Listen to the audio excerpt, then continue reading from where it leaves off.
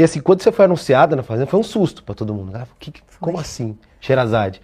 E aí ficou essa coisa, por que Sherazade? E aí eu queria te perguntar assim, o que te levou pra Fazenda, pra esse desafio? De sair de uma área completamente diferente do reality show, do entretenimento, e ir pra Fazenda? Em primeiro lugar, Lucas, foi o prêmio, né? Não tem como você não sonhar em ganhar o prêmio e realizar algum intento, algum projeto grandioso na sua vida. Um projeto que poderia mudar a minha vida e a vida dos meus filhos. Esse foi o meu grande chamariz, foi o prêmio de R$1,5 milhão. Eu tinha um sonho da minha casa com os meus filhos e era nisso que eu pensava. E, paralelamente a esse sonho material, tinha a vontade de estar em contato com o público novamente, estar na televisão novamente e o desafio, né? Esse ano eu falei para mim assim, eu não vou dizer não à vida, a partir de agora, eu vou dizer sim. Eu sou uma pessoa muito cautelosa com tudo que eu vou fazer, então eu digo muitos nãos. Com medo disso, com medo daquilo, com medo da minha imagem, com medo do que pode acontecer. Sempre fui essa pessoa muito cautelosa. E acho que deixei de viver muitas coisas bacanas por medo, né? Por esses nãos que eu dei para a vida. Então, esse ano eu falei assim, eu vou dizer sim para a vida. Aí a Record me faz o convite. A primeira coisa que eu fiz foi dizer não. E fui com medo. Daí, eu consultei as pessoas mais preciosas da minha vida. E essas pessoas me disseram, diz sim, por que você está com medo? Aí eu falava, não, mas eu sou uma jornalista, eu não caibo no entretenimento. O que tem a ver jornalismo com entretenimento? Mas é uma experiência, tal. E aí eu pensei, digeri bem e falei assim, realmente, eu não posso ser covarde. Eu não falei que eu ia dizer sim, então eu vou dizer sim para a vida. Isso vai me abrir portas, isso vai ser legal, vai ser uma vivência inédita para mim, eu vou carregar isso na minha existência, isso vai ser um divisor de águas para mim. Pensei positivamente e disse, tá bom, e eu vou conseguir esse prêmio e eu vou realizar esse sonho que eu tenho, que era um projeto da minha casa, então eu vou dizer sim. E aí eu falei com a Letícia de novo, Letícia, posso dizer sim agora? Pode, aí disse sim para a Letícia. A Simeone é uma pessoa perigosíssima, o meu coração sempre me alertou para ela. Vocês brigaram no primeiro dia do programa, né? No segundo? Acho que no segundo, terceiro dia. E aí você foi ali, você já questionou ela Eu não lembro o que era, treta? Era alguma coisa com a Jenny? Foi o seguinte, a Cariúcha e a Jenny, que eram amigas lá, elas brigaram feio, assim, Sim. Uma coisa terrível. E aqueles nomes mais, né, impronunciáveis e impublicáveis. E assim, ela ficou excluída. Ela foi excluída pela casa inteira. Ela não falava com ninguém, a Jenny. Eu fiquei com pena dela, claro, empatia humana por ela, por estar sendo, né, excluída, marginalizada ali. E aí, eu era a única pessoa que falava com ela. Ela, né, debulhava as lágrimas para mim, contava da história dela, né, fazia o que a gente chamava a grande palestra dela, e ela repetia aquilo para todo participante.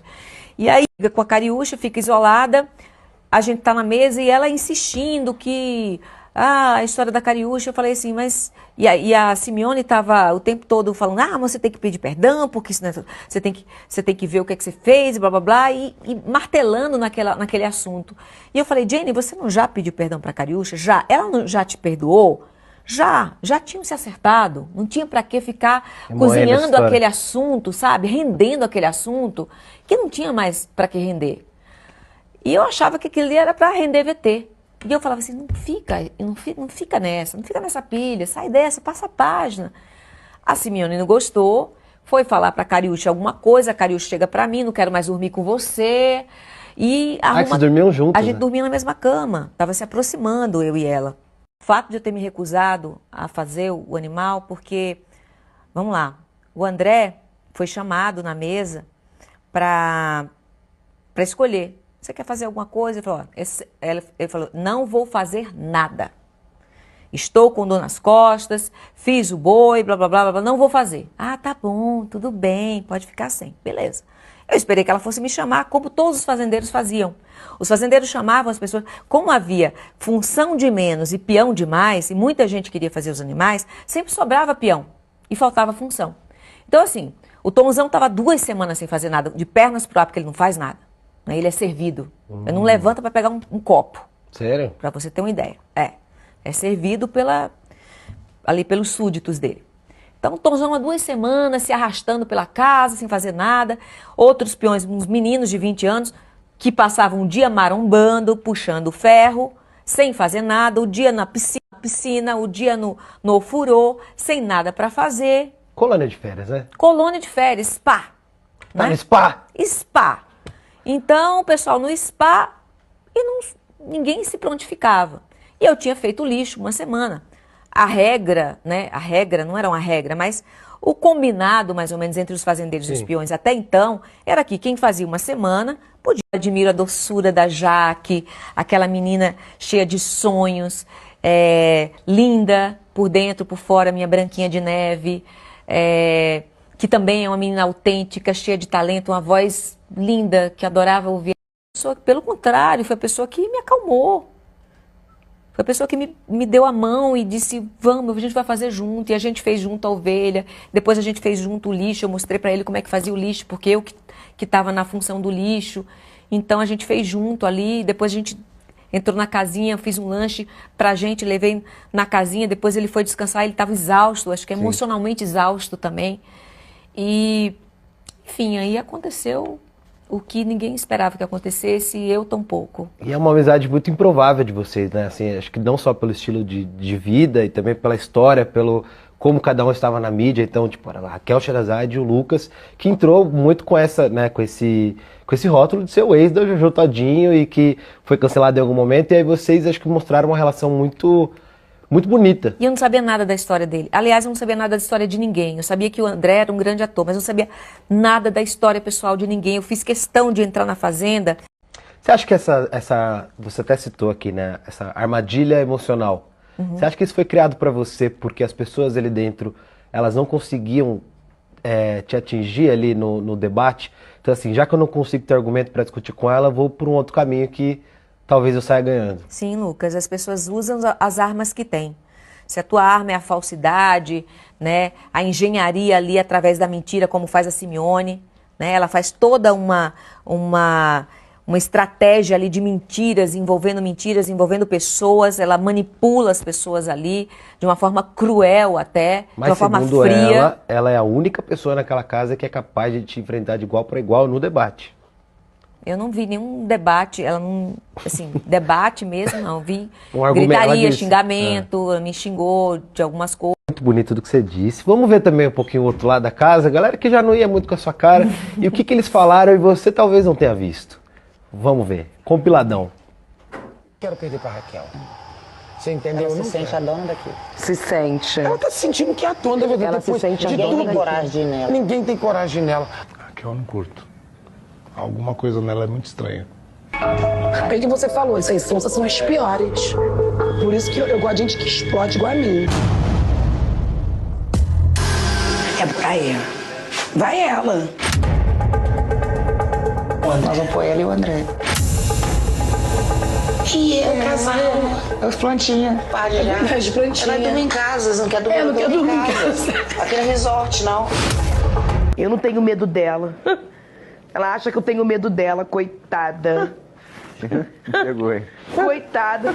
Ela acha que eu tenho medo dela. Amiga do Lucas, na verdade ela fazia o Lucas de capacho como ela faz com todo mundo, né? Que ela tenta fazer com todo mundo, ela nunca conseguiu comigo. A Márcia nunca me olhou no olho, nunca. Tem várias conversas de vocês que acho que o André até fala dela, que ela era uma pessoa muito correta, tá? E você fala, você não tá enxergando o que eu tô vendo. O André tava míope em relação a ela, míope. Eu não precisei sair da Fazenda para saber quem ela era. Dentro da Fazenda eu já sabia.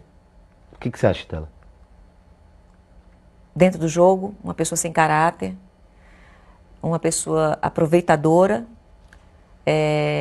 mentirosa, agressiva. Eu ouvi coisas que ela disse a meu respeito agora que eu saí, coisas muito violentas, palavras muito violentas que me pegaria, que me bateria, que daria um tiro em mim, que arrastaria meu rosto no chão, né?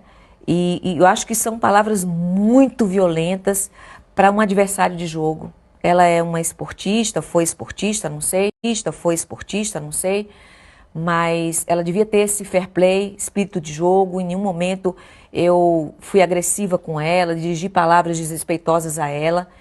E Mas o que me surpreendeu nela foi isso, o grau de agressividade, porque a personalidade dúbia e a múltipla personalidade, essa falta de opinião própria, o senso de ser aproveitadora, sorrateira. O que você acha que você incomodou tanto a casa? Eu nem sabia que eu incomodava tanto a casa. Você não percebia lá? Não, não percebia. Quando eu vi agora, tantas pessoas falando de mim, nossa, eu não sabia que eu era perigosa, que eu era... Nossa, eu não sabia que eu era alvo de tantas conversas assim. A gente passou até leve, assim, tem algumas conversas um pouco mais, né, acho que até a Pior Márcia que Cariúcho isso. fala sobre aqui na rua, né, tinha que apanhar, tem umas coisas bem pesadas, a Simeone fala bastante coisa. Incitação à violência, isso é gravíssimo, gente, isso é gravíssimo. Você não fazia ideia que você incomodava assim tanto a casa? Não, não fazia ideia, não fazia ideia. Até porque eu sempre fui uma pessoa muito na minha, sabe? Eu me posicionava mais nas dinâmicas, eu não era de treta muito, a não ser quando eram coisas que me doíam muito, por exemplo, machismo do Tonzão, de chamar as mulheres de fofoqueiras e os homens não são de fazer isso, sabe? Eu tive que falar ali em nome das mulheres, porque nenhuma mulher se levantou, né? Quando houve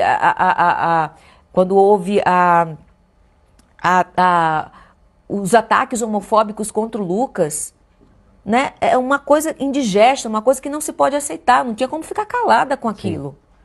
Né? Então, ataques homofóbicos, inclusive de uma pessoa como a Cariúcha, que diz defender a causa gay. Né? Então, assim, acusações de agressão contra a mulher, contra o Black, não tem como ficar calado contra isso. Então, assim, por mais que você tente se manter ali de boa com todo mundo, tem coisas que...